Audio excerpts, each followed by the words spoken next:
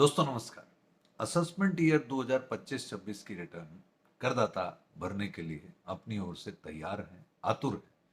लेकिन income tax department की ई filing utility पर अभी ITR filing for assessment year 25-26 शुरू नहीं हुई।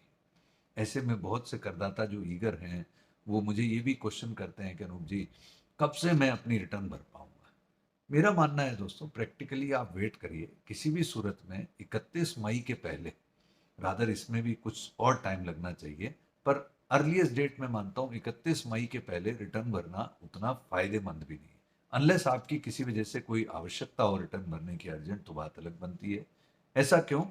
क्योंकि लगभग 31 मई तक जब टीडीएस रिटर्न्स भर चुकी होंगी, टीडीएस सर्टिफिकेट इशू हो चुके होंगे, एआईएस संबंधी डेटा अपडेट हो चुका होगा, तब आपको आपका वास्तविक data for the assessment year 25-26 online दिखेगा। और उस सही डेटा पर बेस्ड होकर के रिटर्न भरना मेरे हिसाब से सही रहेगा। तो at this juncture I would advise कि एसएससीज एट लार्ज में वेट, क्योंकि फॉर्म्स नोटिफाई हो चुके हैं, तो अब पीछे इनकम टैक्स डिपार्टमेंट का सीपीसी विंग नेसेसरी यूटिलिटीज तैयार कर रहा होगा, जिन पर हम अपनी रिटर्न को फाइनली प्रिपेयर कर सकें। पर चाहे वो अपनी यूटिलिटी तैयार कर दें ऑनलाइन, फिर भी जब तक 26 एएस में डेटा ही नहीं फिल्टर होकर आ रहा, तो रिटर्न भरना एसएससी का अधूरा काम रहेगा। और ऐसी जल्दी की गफलत में रिटर्न भरने पर कई बार रिवाइज रिटर्न भरने की आवश्यकता भी बनती है। और बहुत सी बार तो ये होता है कि लोग रिवाइज रिटर्न भरते नहीं है और डेटा एक्स्ट्रा पड़ा रहता है।